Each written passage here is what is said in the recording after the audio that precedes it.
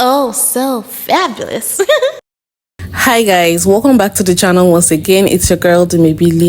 If this is your first time coming across my channel, you're welcome to my channel. I do hope you decide to subscribe, and if you are a returning subscriber, you guys know that I love you. It's so good to have you here. Welcome back. So my usual disclaimer, please, this video is strictly for educational purposes. Do not go searching out anybody that I talk about in this video. Don't send them any form of hate comment, threats, or violence. This channel does not support any of that. So today we're going to be talking about this video that was made by a palm-colored man that I think is just living in La La Land. Maybe he thinks the world is full of rainbows and butterflies, especially in America, and obviously has no idea what Black people's experience is. Let me just go right ahead and play his video. Why are Black Gen Xers so pissed off nowadays? You guys grew up in the same generation I did. The generation of the 80s and 90s that dealt with the best race relations in the history of this country. You ain't never seen a Klansman. I ain't never seen a Klansman. What the hell are y'all so mad about? Why are you always claiming that everything is about white supremacy and racism? You know damn well it's not. You always got a scowl on your face, mad about something. You grew up in the 80s and 90s, again, just like I did. We grew up with Jordan on our walls, bumping Master P, Dr. Dre, Snoop, Tupac, East Coast, West Coast. Then we took it into the 2000s. We had Cash Money, back that ass up. You lived on my couch, I lived on yours. I ate dinner with your family, you ate dinner with mine. We worked together, we lived together, we went to school together. Again, I'm gonna ask you, what are you so angry about that ain't self-inflicted? Is it because Donald Trump came down that gold escalator? You cried, you told us he's racist, and we told you, no, he's not. Hey, we just went on y'all's 30 years of co-signing for him, telling us he wasn't racist. It's gonna take more than a because I said so to convince us. Come on, it ain't too late. Jump on the Trump train with me. I'll accept your apology. So now that you guys have heard that, you probably understand why I like to use the term delusional to describe somebody like that, because somehow in his head and in his mind, he created this scenario where the 90s was this perfect time where Black people and palm-colored people in America had the best possible race relations. They were growing up together. I ate dinner at a Black person's house. A Black person ate dinner at my house. We listened to music by Black artists, the likes of Snoop Dogg and Dr. Dre. We supported Black athletes, the like of Jordan. We had Jordan's poster up in his bedroom and stuff like that. Like, it's almost like America was perfect for that moment in time, and he doesn't understand why people who grew up in the 90s and the 80s like he did are angry, and why they seem not to support Donald Trump. The way this man is gaslighting Black people, it almost sounded convincing. I almost believed him, if not that I know better, because I'm like, oh, okay, maybe there was a time Black people and palm-colored people got along. There was no racism in America, and that time was the 90s. That's what this man is trying to make people believe, and it's just crazy. You see, that video was directed to Black people who are from the Generation X. Now, the whole thing is confusing. We have the baby boomers, we have Generation X people, we have millennials and all of that. Now, the Generation X people are people that are born between the mid-1960s and the 1980s. So those are the people that are called Generation X. I am a millennial. I was born in the 90s. So definitely these are people that are older. He's referring to people that are in their 40s, in their 50s. These are the people that he is referring to. People that were teenagers and in their 20s in the 90s, right? These are the people he's actually directing his video towards, telling them about how good and how well palm-colored people got along with Black people. Now, you guys, I'm just going to go right ahead and play the stitches because people had a mouthful and it was very educational even for me myself. Why are Black Gen Xers so pissed off nowadays? You guys... Oh, okay, I see we're all stitching this. Like, is this really for real? Are we really being this tone deaf? A Black Gen Xer is the first generation in their family to be born after the Civil Rights Act. All of us grew up with parents in schools subject to segregation. For some of us, we're the first generation in our family to have voting rights guaranteed at our 18th birthday. I'm a product of busing. Newly integrated schools back then didn't have Black students, they had to bus us in. I don't think I've ever had a school commute that was less than 20 minutes each way. We were the first generation to uniformly have to compete against white kids and to uniformly have integrated classrooms. And if you really think that none of us have ever seen a Klansman, that's actually kind of wild. I don't know what you think life was like in the black neighborhoods growing up back in the 80s, but you might want to ask more people about it. Why are black Gen Xers so pissed off nowadays? I know this question wasn't directed to me, obviously, but I'm Gen X. I'm genuinely wondering if you grew up in an entirely different timeline. I'm going to give you two names. And if you can't make the connection, then I can't help you. Rodney King, George Floyd. Supremacy and racism. Hi, Clay. I can call you Clay, right? T. Nathan here. I'm Black Generation Xer. I guess that's what you're calling it. Here's my birth certificate date, 1967, if you can see it there. And here is my race, because we were Negroes in Mississippi in 1967. And hold that thought right quick. Now, you may not have seen a Klansman. That's me, by the way. But I have not only seen them, but have gotten messages and videotapes delivered to my home by them. I have seen Klansmen with their hoods on, with their hoods off, with their robes off. I was in Zinc, Arkansas, protesting the Klan. Hold on. Just in case you need a little video to go with that picture of me in Zinc, Arkansas, because somebody told me I didn't know the Klan anymore because they had evolved since 2020. Fun fact, let me blow this up for you. Now, there you go. That's a little better. You can see the pointed hoods a little more clearer.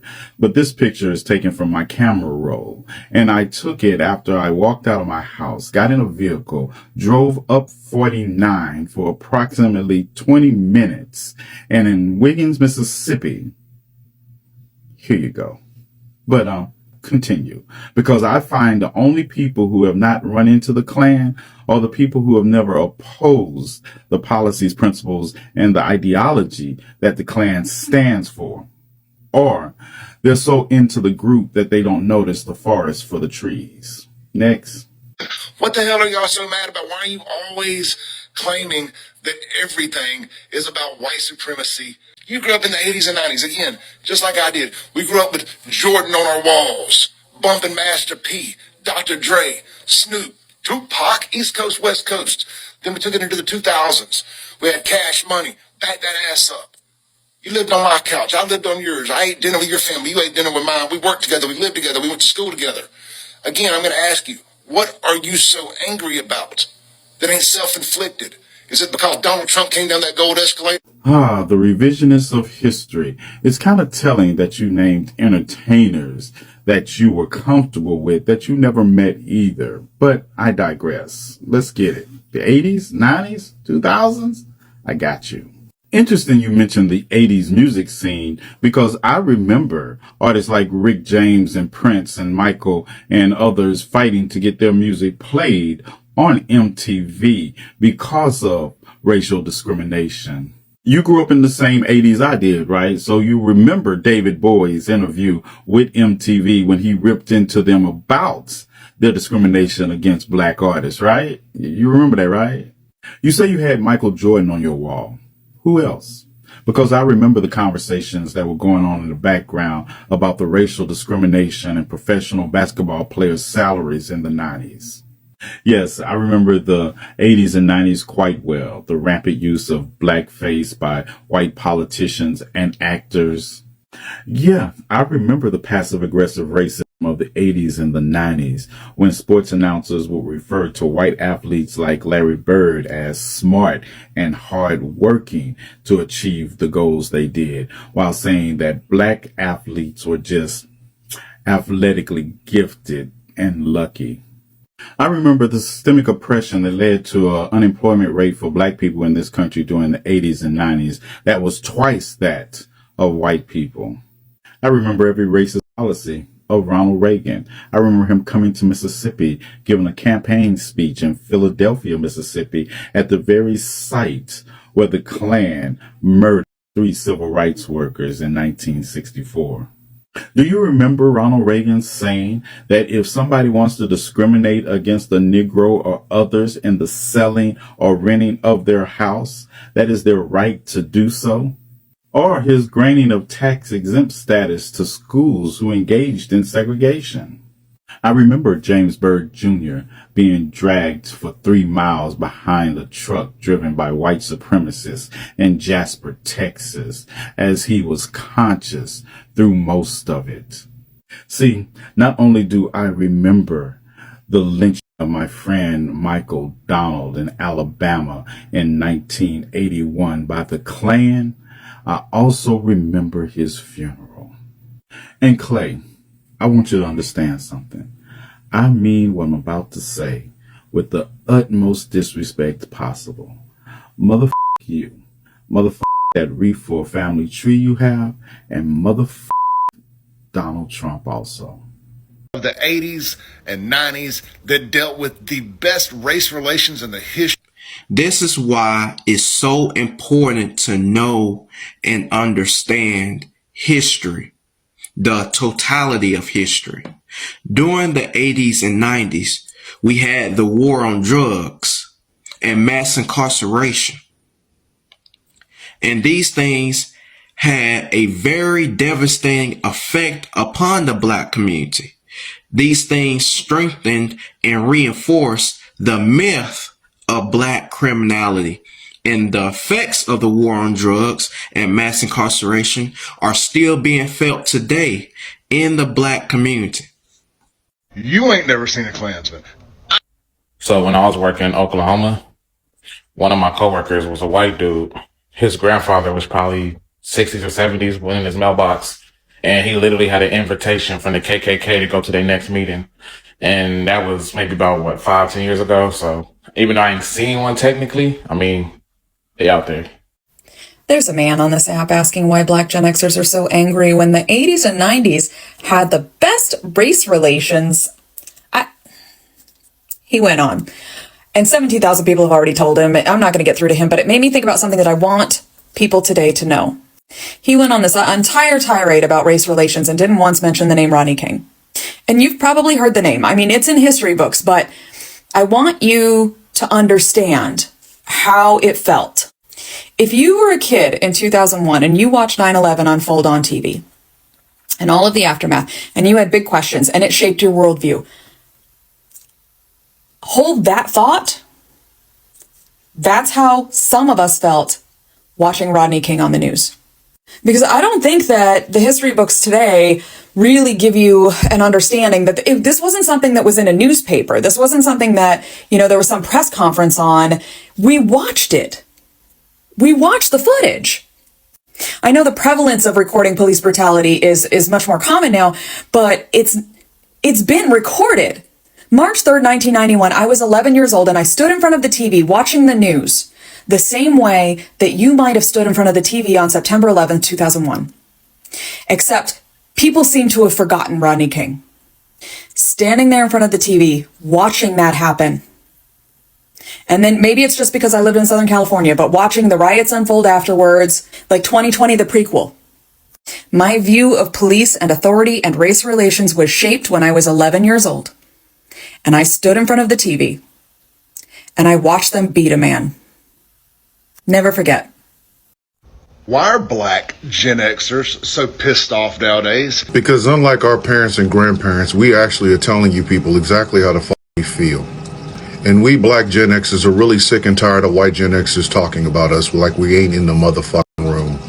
This is not a secret. The difference between you, white Gen Xers, and us is that we learned from our parents. We saw the disrespect your parents gave them. And we just decided, f*** that. How many of you white Gen Xers have fallen in line with Trump? Any of y'all come to us trying to sell him to us? We don't want him. We still remember 1989. Ain't nobody fucking with that dude. And then it's the temerity of every single fucking time we turn around, somebody that looks like you is talking about somebody that looks like me. Like we ain't in the goddamn room. Even amongst this fucking latchkey generation, there's still separation because we're starting to not trust y'all. Y'all true colors are coming out. Some of y'all have betrayed our generation. Because y'all got your ass right in line with the fucking generation before us. And then y'all turn around and telling us shit. Why don't y'all ever address us directly? Why y'all need these videos? If you have enough people, why don't you go live and ask that question out loud? Except nothing but black Gen Xers. Let's have this conversation. Maybe you might learn something. Or y'all gonna do the exact same fucking thing y'all always do. Talk over us. You wanna talk about race relations? The fuck do you know about it? What the fuck do you know about race relations? You wanna know what else was going on in that race relation great generation? The war on drugs that was started under Nixon, accelerated under Reagan. And then one of Nixon's aides said that it basically was illegal. They knew it and they did it anyway. I guess you don't remember that, right? I guess you were asleep when we discussed the crack era and how it just decimated an entire fucking generation of people. Did you miss that part? I guess you missed HIV and AIDS. You want to talk about race relations in our generation? We didn't have that. We didn't. They picked out a bunch of fucking tokens like Clarence Thomas. They ain't speak to us. They didn't speak to us.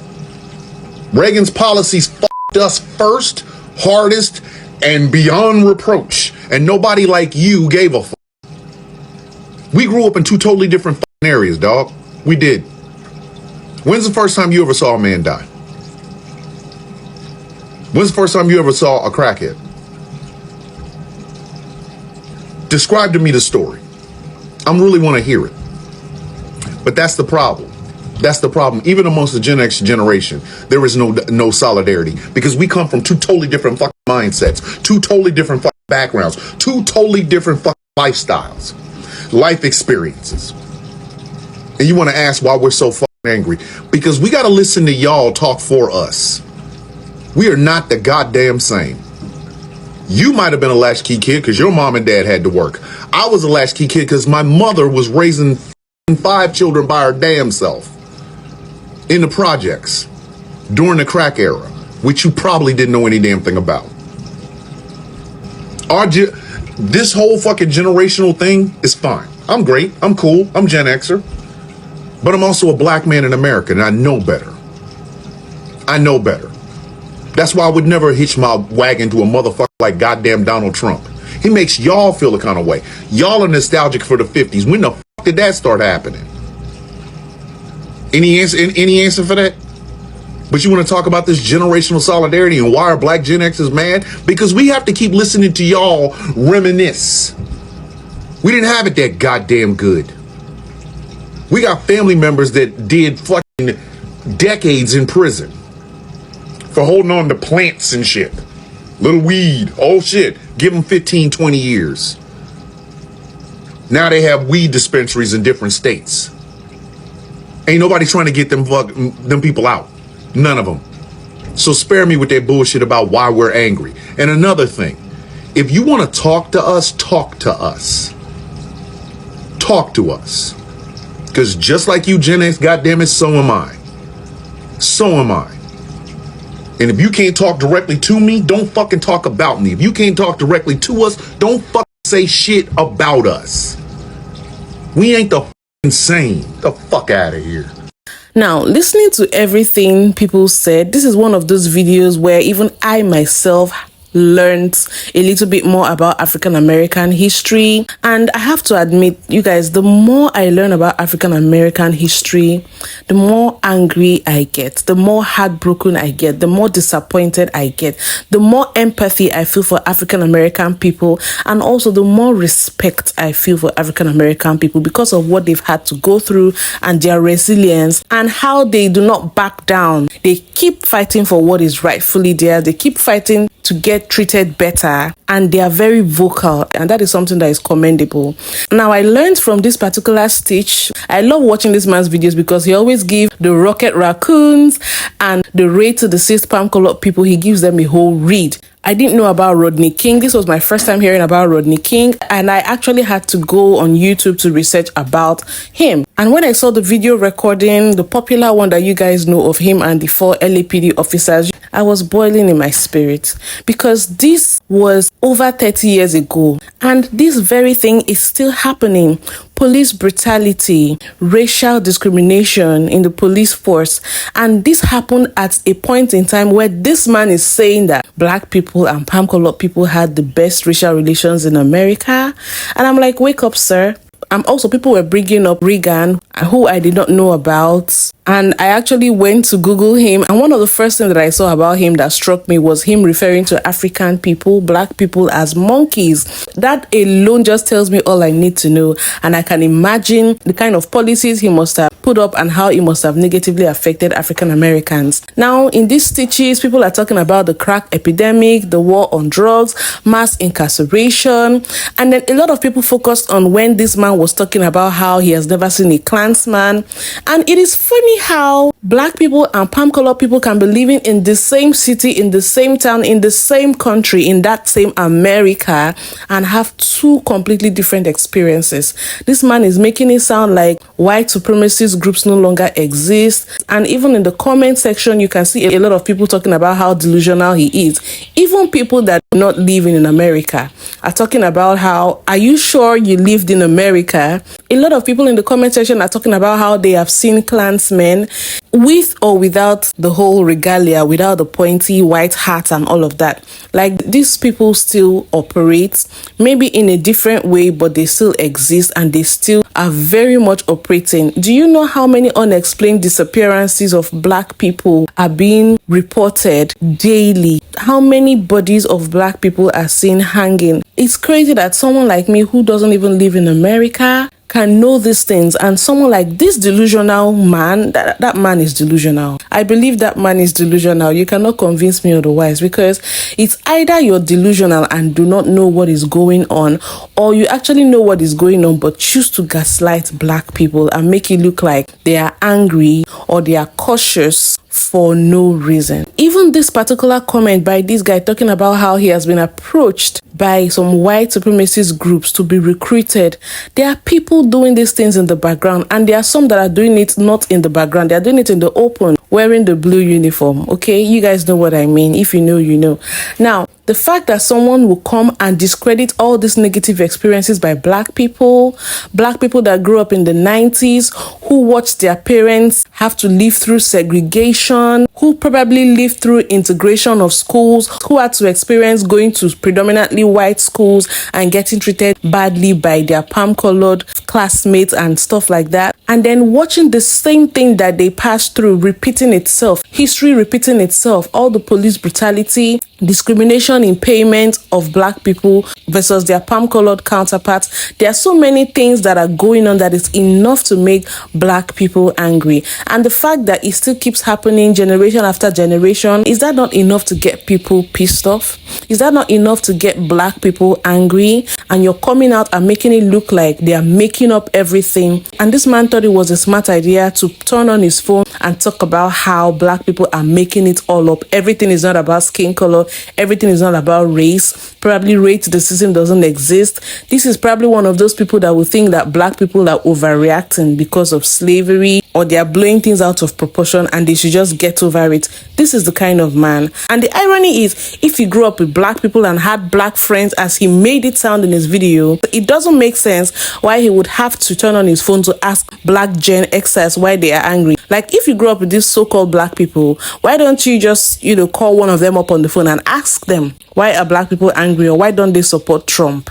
And this is what gets me. That whole rant was basically because he wants to tell black people why they have no reason not to support Trump, especially because everybody knows how black people feel about Trump. This whole video, his whole take was just tone deaf, and it makes it obvious how much white privilege really does a number on these people. Your palm colored, your skin protects you from so much that even things that are happening right under your nose, you are unaware because it does not affect you or affect people in your community. You have no idea what is happening, so you're obviously not even interested in trying to make things better, trying to be an ally, or trying to even advocate for things to get better for African Americans, the same people you claim to have grown up on their couch and slept in their houses and been friends with them. You know nothing about what is happening. You know nothing about the plight of the African Americans, and all you think you can do is to look for a way to gaslight them and basically tell black people how they should feel and how they should react to everything that has been happening to them in that country. Anyway, I want to know what you guys think about this mess. Please drop your comments in the comment section. I'm reading. And if you're a Gen Xer, please educate me and others who might not know, what was the experience like being a black person growing up in the 80s and in the 90s? We would like to know, are there any profound things that we need to know? And more interestingly, have you seen any Klans person, especially in recent times, in the 90s, in the 2000s? Have you seen these people? As far as I'm concerned, the fact that Sundown Town still exists is a testimony to the fact that these people still exist and they are still operating. No matter how covert, they are still there. So you guys, let me know what you think in the comment section. Please don't forget to give this video a thumbs up, subscribe if you haven't, and I'll see you guys in my next video. Bye.